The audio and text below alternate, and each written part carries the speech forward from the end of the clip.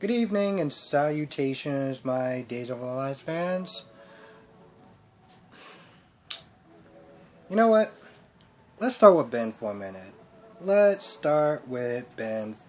Because here's the thing. Whenever I watch this show, there's a lot of times where I will hit the display button to see, what characters are going to be on and, what am I going to be getting into. At this point, the minute that I saw Ben was on there, I was like, oh, okay, here we go again. Here we go again, mopey, dreary Ben.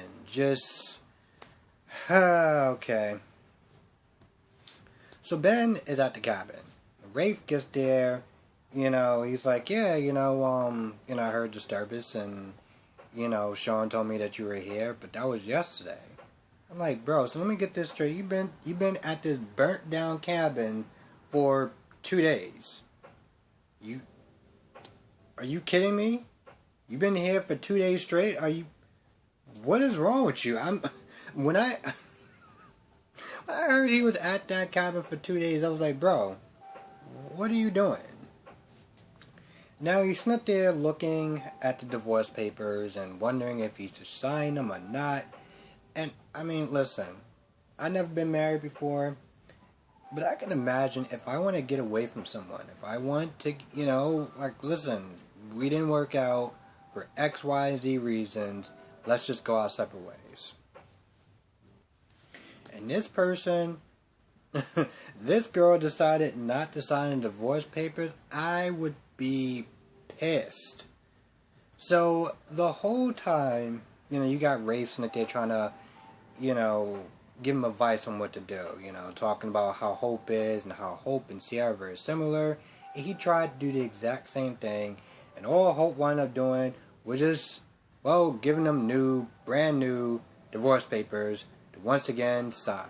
And he realized that the best way you can sit there and love her is to let her go. And Ben is like, so do you think I should do that? Bro, we've been sitting there talking about this for a good 45 minutes. In my head, I'm sitting there watching this, I'm just like, bro, sign the goddamn divorce papers already. Alright? Just sign them. Here's the thing. This man acts like if he doesn't sign them, then he can still fight for her. Bro, you can sign the divorce papers and still fight for her. Just sign the damn divorce papers. I'm literally sitting there like, and then towards the end when Claire gets there, and because she's sitting there worried about him, and she's looking at the divorce papers, and Ben is just like, okay. So he takes the divorce paper. Actually, tell you the truth, he takes a lighter. I was like, that doesn't look like a pen. Because for a minute, it looked like he was about to go over there and sign the divorce papers, and you could just kind of just move on forward, one way or the other. He takes the lighter, he takes the divorce papers, he was like, I'm going to sit there and still fight for her. So he burns up the divorce papers. I'm like, bro, you honestly act like you burning those divorce papers is going to change anything. Okay, she is halfway around the world with another man, probably doing things that you don't want to know about. But you think that not signing those divorce papers is going to do, like, what? I don't really understand that.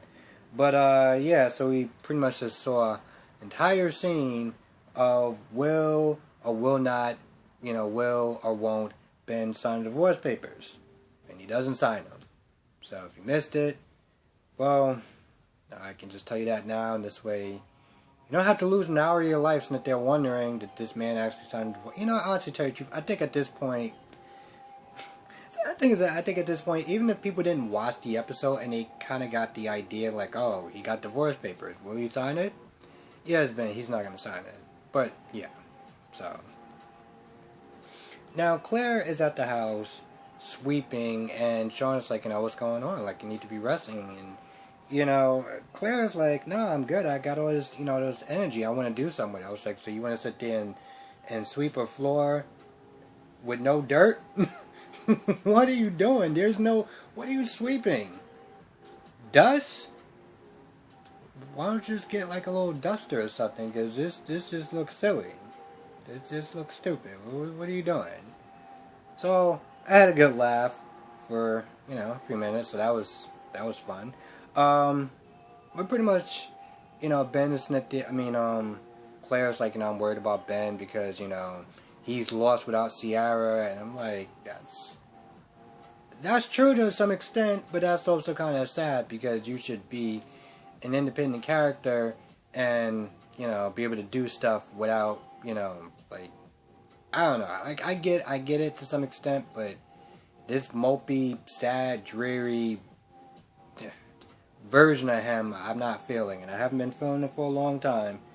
But Bella and Sean's like, you need to sit there and concentrate on yourself and you know just kind of heal. Now when Claire gets over there, she's like, I was worried about you, but also my parents had that look like they want to be alone. And of course they want to be alone, because the minute that Claire was out that house, well, they pretty much played mattress tag, so, that was a thing. So yeah, they did that.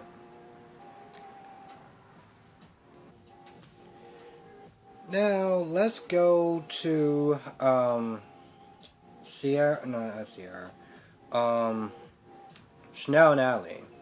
So, Paulina overhears the fact that, they kissed, and she's like, what's going on? And at first she's like, I'm disappointed in you.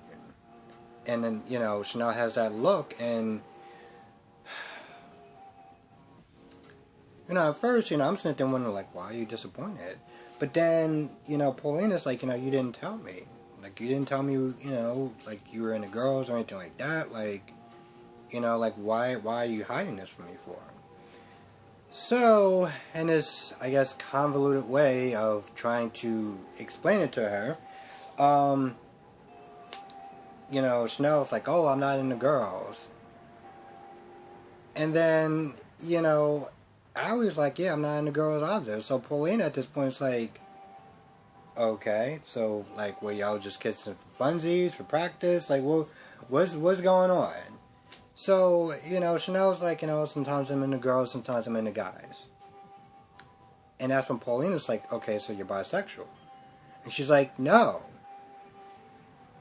Okay, Chanel, here's the thing. At the end of the day, your sexuality, like, no one should be sitting there questioning your sexuality. You like what you like, you are who you are, you be who you want to be. Okay? But for the, just to, like, simplify this, and so this way she can understand, why don't you actually, because she says something along the lines of gender fluid. And I'm like, so is that another word for pansexual? And honestly, tell you the truth, I'm not gonna lie. When, the first time Chanel and by the way, Chanel gives the answer of, oh, I'm not into labels. I'm like, okay, well, that's cool and all, but for the sake of this goddamn conversation, to help her understand what's going on, why don't you just, say what you feel that you are, so this way she can understand it, we can all understand it, and we just move on, and this could just not be a thing moving forward, since, you're trying to explain this to her. Now, the first time when, let me get something to drink.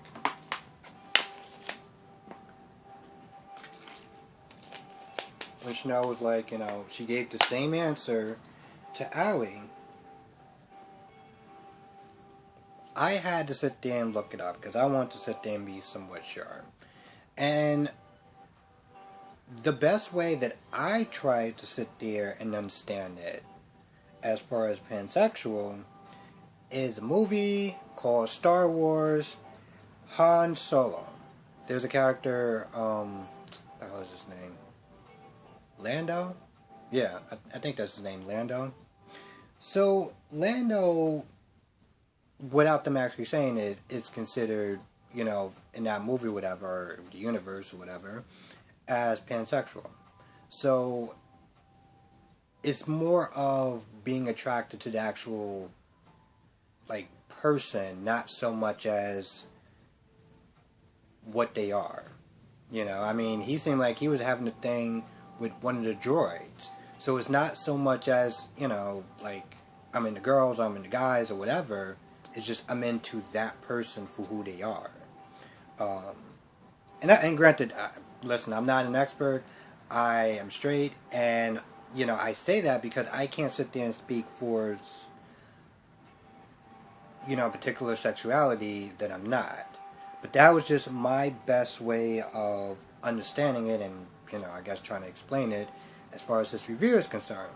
But yeah, so at that whole convoluted thing, they have dinner, and then when it ends, Ali says something along the lines of, because there's kind of a joke as far as like business and pleasure, and making sure that you're cool with me hiring her or whatever. It's not gonna be an issue.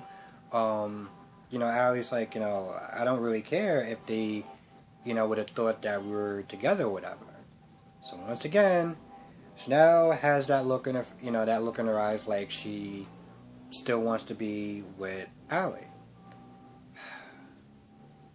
The thing about Allie is that she doesn't realize what she's doing. Maybe she doesn't realize what she wants, but if she says that she's not into girls, but she makes like she gives like Chanel the stare, or she says something like that, it's kind of like saying, well, I'm not into you, but I'm going to sit there and say things and do things that comes across as misleading. And as much as I do not like Chanel, and well, at this point I think we all know that I don't like Chanel, I think that maybe Chanel needs to have a talk with Allie, because there's a lot of mixed signals that's going on. Yeah. Now at some point, Trip does actually go back to the restaurant. And at this point, Allie Allie, has to get back to Lord Henry, and so the hell? Oh, Allie was gonna sit there and go to the hospital and drop off like the leftovers. So she gives it to him, or she keeps it. I don't really remember, but the energy when Trip was not there talking to Allie, and when Allie left, and then Allie left, and then Chanel left, you just had that feeling like,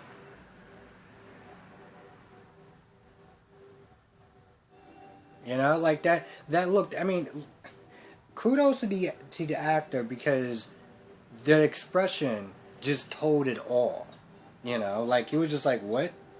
Like, did I just like walk in on something? Because I feel this sexual tension, this aura. What's going on? Now, granted, not that long ago, he was just there telling, Ava about Allie and kissing Chanel, and at one point, Ava was like, so is she cheating on you? Like, what's going on? But he explained that he, like, cleared it up or whatever. And they talked about that. They talked about Charlie. Once again, Ava felt guilty for the way that she treated Charlie. And to be honest, good. Listen, here's the thing. I feel like Charlie might have became that version of herself anyway, regardless if Ava gave him the love or did what she did. And even at the end of the day, it's not her fault, because he made his own choice. His own choices, actions, consequences, all that good stuff. But, it doesn't absolve her from being a shitty mother. It really doesn't. And I generally tend to not try to curse, but, I couldn't get over the fact that she just seemed like she was so, like, oh, you're dead. Yeah. Like, she didn't really seem that broken up about it at all. Like, she seemed like she was more sorry for Charlie than, a mother who just lost her son. And, so I just, like, I'm like, good. I'm glad you felt guilty. Also talked about Rafe and, she likes him and stuff like that, and not being superly over obsessive like, she was with Steve. Because, he's Steve. So yeah, towards the end of the double date, it ends in a disaster. And to be honest, this was probably something that shouldn't have happened. This is the reason why Steve basically is like, yeah, this is why I don't like to sit there and lie to people, pretend to people, and go along to get along, because yeah, this is exactly why. And at this point, Bonnie's upset with the fact that she feel like she's getting treated like trash, and Steve is like, "Yo, listen, I can't forgive you for the past mistakes that you've done, and then you come in here and you dress like my dad's sister, and it's like, are you kidding me?" So to be honest, I understand what Bonnie was trying to do in her own dingbat way, but it was hella disrespectful. And I can't sit there and blame Steve for how he reacted. I really genuinely can't. Plus, well, let's be honest, there's just times where you can't forgive someone. There's just certain things with that particular person you can't forgive. But with that being said, I know he went to try for Justin's sake, but he could have probably spared himself a lot of time and a lot of effort by just saying, listen, I get this, you may be a changed person, and that's cool, but I can't sit there and deal with her. And I don't want no parts of her, and I'm not going to sit there and lie to her. Because if you would have did that, then maybe they wouldn't have went through all the, they wouldn't have went to that terrible double date that happened. But with that being said, Justin's like, he walks off. He finds Bonnie. He comforts her. Then he says he loves her. And, then they kiss, and that pretty much is about it. Now, I generally do not rate kissing scenes. But, listen, 3 people, or maybe 4 people, I think, had a kissing scene. And I'll just sit there and tell you, well, I'll just have you guess which one was probably the most awkward, uncomfortable kissing scene that I've seen. And I was just like,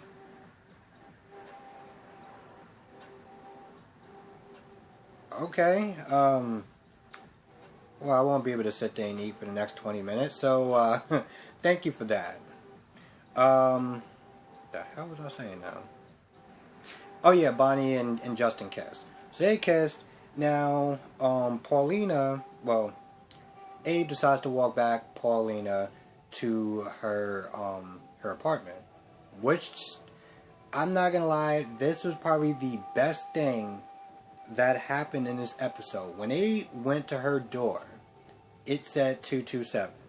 I looked at that and I was like, okay, alright, I see what you did there. I like that. That was like, I took, like, it took me like a couple of seconds. I was like, yo, are you serious? She just happens to have the door 227. So with that being said,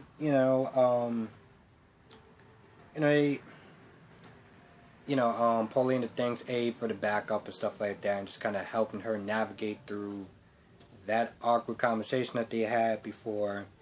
And pretty much one thing leads to another, and Abe kisses Paulina. And my goodness, and yes, this is what I'm talking about. My goodness, this was the most awkward kissing scene. I was just like,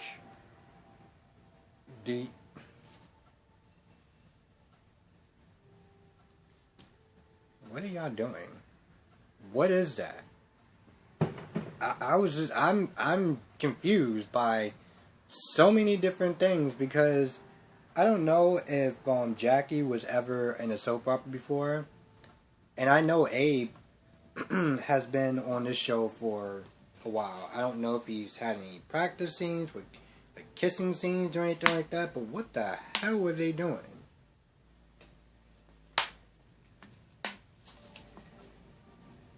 I mean, this scene just seemed kind of forced, uncomfortable, like they weren't sure how to do this kissing scene, and it just came across as like,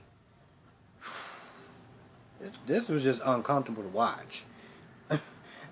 Listen, if you didn't watch this episode yet, you might just want to just turn away when they start kissing. Just fast forward past it, because listen, I've been watching soap operas since high school, and this was probably the most uncomfortable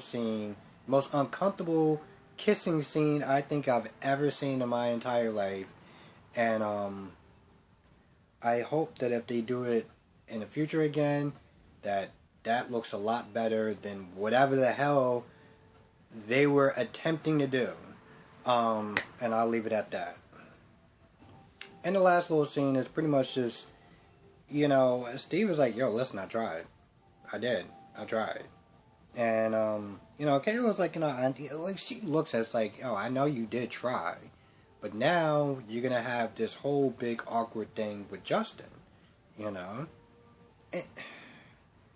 I look at that, and I know that, I saw in the comment section, and I always sit there and mess up your name, but you were sitting there talking about,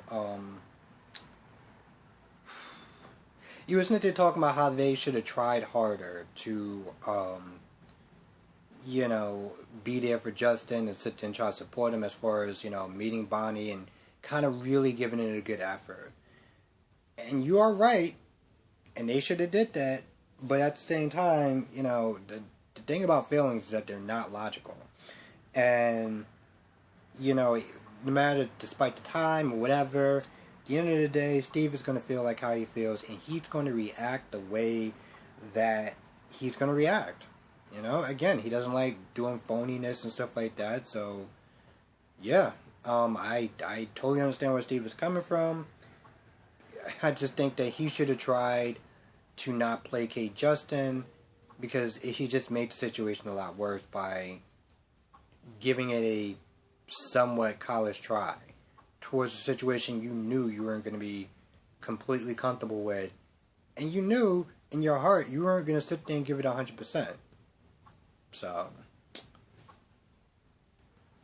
anyway, with that being said, I think that's going to do it. Thank you for watching. Let me know what your thoughts are in the comment section below about this whole episode. Did you see that kissing scene? What did you thought of it? Was it actually good? Did you like it? I